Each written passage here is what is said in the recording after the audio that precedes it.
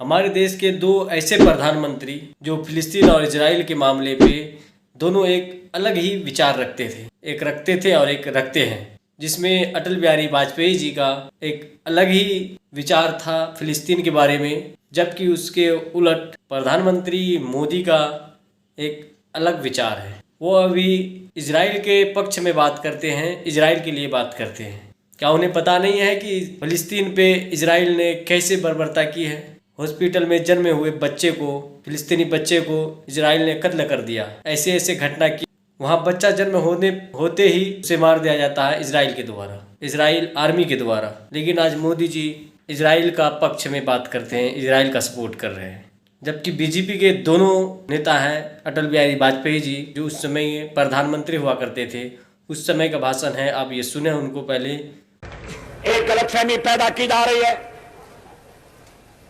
ये कहा जा रहा है जनता पार्टी की सरकार बन गई, वो अरबों का साथ नहीं देगी, इजराइल का साथ देगी।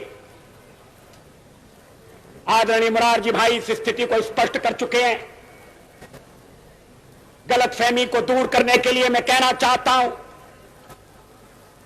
कि हम हर एक प्रश्न को गुण और अवगुण के आधार पर देखेंगे,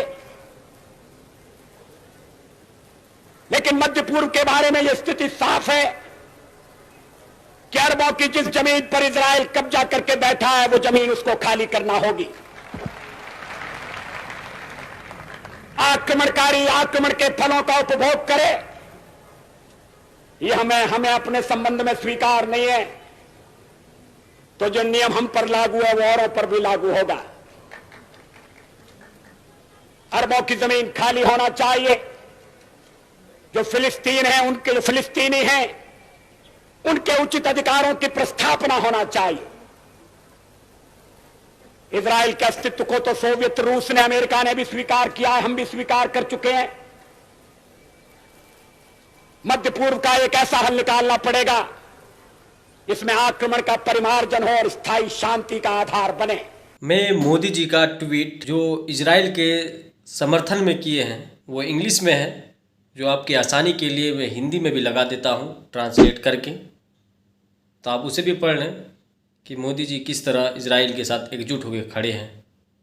और जो वहाँ पे बर्बरता हुई है और हमास के ऊपर, फिलिस्तीन के ऊपर जो इजराइल का बम बरसा है, इसमें मोदी जी पूरी चुप्पी साधे हुए हैं।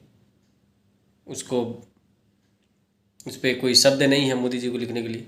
हाँ, अगर कहीं अन्याय हो रहा है तो वो गलत है, उस पर बात करनी चाहिए, इसके लिए कोई मना नहीं है।